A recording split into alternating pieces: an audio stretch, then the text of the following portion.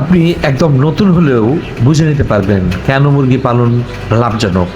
কিভাবে শুরু করবেন, কি সরঞ্জাম লাগবে, কিভাবে যত্ন নিলে রোগ কমবে, কম খরচ, পয়সা লাগতে পারে, কোথায় বিক্রি করবেন, সব কিছু চাইলে আপনি শুধু ব্রয়লার মাংসর জন্য কিংবা শুধু লেয়ার ডিমের জন্য দিয়ে শুরু করতে পারেন, বা ধীরে ধীরে দুটোই বাড়াতে পারেন। তবে দেরি না করে চলুন শুরু করি। তবে শুরু করার আগে এখনও যে সমস্ত বন্ধুরা আমার এই চ্যানেলটিকে সাবস্ক্রাইব করেননি তারা অবশ্যই ভিডিও শেষে সাবস্ক্রাইব করবেন, যদি আমার এই ভিডিওতে যথেষ্ট পরিমাণের তথ্য আপনাদেরকে সরবরাহ করে থাকি। প্রথমেই আমরা কী কী বিষয় নিয়ে আলোচনা করব তার একটা সূচিপত্র। প্রথমে আলোচনা করব আমরা কেন মুরগি লাভজনক।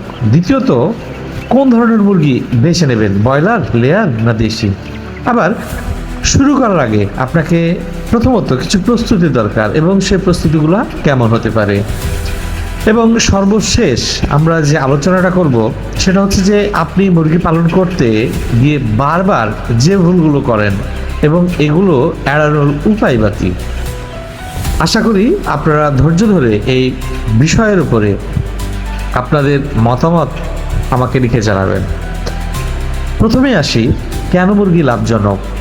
সারা বছরের যে চাহিদা মুরগির মাংস আর ডিম দুটোই মানুষের 12 মাস খায়, তাই বিক্রি থামে না।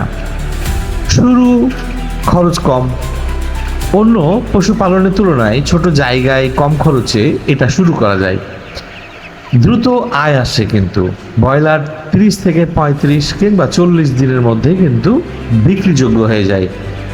লেয়ার 18 থেকে 20 সপ্তাহে কিন্তু ডিম দেওয়া শুরু করে। এতে করে আপনি একাধিক আয়ের উৎস পাবেন, যেমন মাংস কিংবা ডিম ছাড়াও লিটার, যেমন গোবর বা তুষ দিয়ে সারের যে একটা প্রসেস সেটা কিন্তু করা যায়। কখনো পালক, কখনো যে খাঁচা সরঞ্জাম বিক্রি করে সব মিলিয়েই একটা কিন্তু আয় চলেই আসে। সহজে যদি ব্যবস্থাপনা করেন, যেমন নিয়ম মেনে চললে রোগ কম হবে, বৃদ্ধিও ভালো হবে মুরগির, নতুনরা যেটা সহজে পারে না। আবার ঝুঁকির তুলনায়ও কম, চাহিদা নিয়মিত থাকে, সঠিক টিকা ও পরিষ্কার পরিচ্ছন্নতা মানলে রোগের একেবারে ঝুঁকি কমে যায়।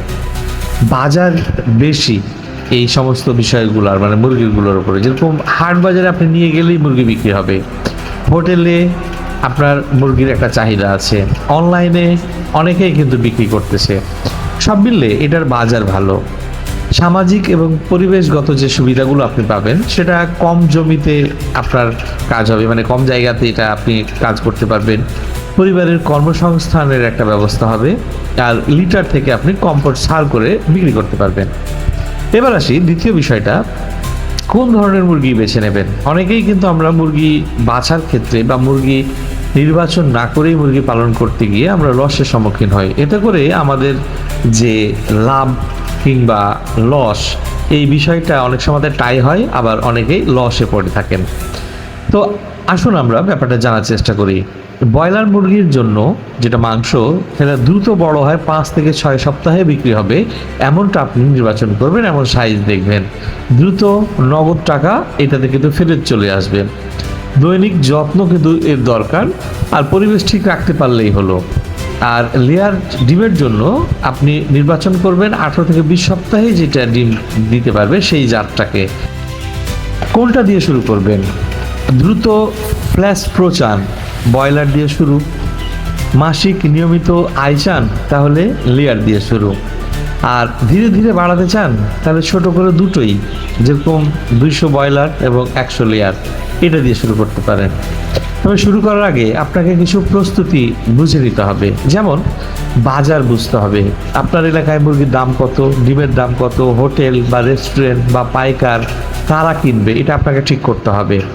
হিসাব বুঝতে হবে, শুরুতে কত টাকা লাগবে, ফিড, বাচ্চা, ঘর, টিকা সব মিলিয়ে আপনাকে এটা হিসাব করতে হবে। সরবরাহকারী ঠিক করতে হবে, মানে আপনি কোন হ্যাচারি থেকে নেবেন, কোন জায়গা থেকে ফিড দিবেন, কোথা থেকে ওষুধ দিবেন, কার পরামর্শ নেবেন, এই বিষয়গুলো। স্থান আপনাকে বাছাই করতে হবে, এটা কিন্তু খুবই গুরুত্বপূর্ণ। যেমন বাতাস চলাচল ভালো, পানি, বিদ্যুৎ আছে এবং বন্যামুক্ত জায়গা। ঘর বা সেট প্ল্যান করতে হবে, কতটি আপনি মুরগি রাখবেন সেই অনুযায়ী আপনাকে টাকা খরচ করতে হবে। এমন নয় যে আপনি 200 মুরগির জন্য আপনি 400 মুরগি নিয়ে এসে সেখানে পালবেন, আবার 400 মুরগির জন্য ঘর তৈরি করলেন, ওখানে 100 বা 200 মুরগি পালছেন, তাহলে তো ভালো কিছু হবে না। প্রশিক্ষণ আপনাকে নিতে হতে পারে, 1 থেকে 2 দিনের আপনি ট্রেনিং নিয়ে যদি কাজটা করেন তাহলে অনেক বেশি ভালো হয়। এবার আসি আমরা খামারের করতে গেলে অনেক বেশি সমস্যায় পড়ি আমরা, অনেক ভুল ভ্রান্তি হয় এবং একই ভুল আমরা বারবার করি। আমরা বাঙালি মানুষ, আমরা বুঝতে পারি না, আমরা কম বুঝি এবং আমাদের মনেও ঠিক থাকে না আমরা কি করছি, কখন কি করেছি, এটা আমরা মনে করতে পারি না, যার কারণে আমাদের একই ভুল বারবার হতে থাকে। তো এই ঝুঁকি বলেন আর ভুল বলেন, এই জিনিসটাকে একেবারে কমিয়ে আনার জন্য আপনি কি কি করতে পারেন, এর জন্য কিছু সহজ টিপস রয়েছে বা কিছু কাজ রয়েছে, যে কাজগুলো আপনি যদি নিয়মিত করেন তাহলে মোটামুটিভাবেই আপনি বুঝে যেতে পারবেন যে আপনি আপনার মুরগির জন্য কোনটা ঠিক কোনটা ভুল। এবং আমরা আসলে কিভাবে কাজ করি যে আমাদের বারবার একই ভুল হওয়ার সম্ভাবনা থাকছে। তো এই বিষয়গুলো আলোচনার আগে আমরা আবারও বলছি, যে সমস্ত বন্ধুরা আমার এই চ্যানেলটিকে সাবস্ক্রাইব করেননি, আশা করি এই তথ্যগুলো আপনাদেরকে অনেক বেশি প্রভাবিত করবে। আর যদি সেটা হয় তাহলে অবশ্যই এখনই আপনি চ্যানেলটিকে সাবস্ক্রাইব করবেন। এবার আসি আমরা বারবার যে ভুলগুলো হয় এবং এগুলোকে এড়ানোর উপায়টা কি। বেশি ভিড় রোগ, মৃত্যু, ওজন এটা কিন্তু কমে যায়। আপনার 300 মুরগি রাখার জায়গাতে যদি আপনি 600 মুরগি রাখেন তাহলে এই সমস্যাটা হবে। ভেজা লিটার, যেরকম পায়ে ক্ষত হয়ে যাবে মুরগির, দুর্গন্ধ সবসময় থাকবে আর পেটের রোগ কিন্তু তৈরি হবে। এই ক্ষেত্রে আপনাকে লিটার কিন্তু সবসময় শুকনো রাখতে হবে। পানি নোংরা, আপনি পানি খেতে দিয়েছেন, সে পানি 24 ঘন্টা পার হয়ে গেছে বা 30 ঘন্টা পার হয়ে গেছে, আপনি পানি পরিবর্তন করেননি, বা একই পাত্র আপনি প্রতিদিন দিচ্ছেন, যেটা একদিন পর পর আপনাকে পাত্রটা পরিষ্কার করতে হবে, সেটা আপনি করেন না বিলাসিতা বা আলিশাপনার জন্য। আপনাকে টিকা নিয়মিত দিতে হবে, আপনাকে সঠিক সময়ে ক্যালেন্ডার দেখে দেখে আপনাকে দিন অনুযায়ী টিকা কিন্তু দেওয়ার ব্যবস্থা করতে হবে। আর আপনি যে সমস্ত কাজকর্ম করছেন সেটা আপনি হয়তো রেকর্ড রাখছেন না এবং প্রতিদিন আপনি ভুলে যাচ্ছেন, এই জন্য আপনি রেকর্ড রাখার চেষ্টা করবেন। আর সর্বোপরি ওষুধ বেশি ভুল হয়, ভেটের পরামর্শ ছাড়া আপনি কোনো ধরনের ওষুধ খাওয়াবেন না। কোনো একটা কিছু হলো, আপনি হুট করে দোকানে গিয়ে আপনি ওষুধ নিয়ে এসে খাইয়ে দিলেন, এতে করে মুরগির কিন্তু জীবন বিপন্ন হবে। আশা করি এই তথ্যগুলো আপনাকে অনেক বেশি প্রভাবিত করবে।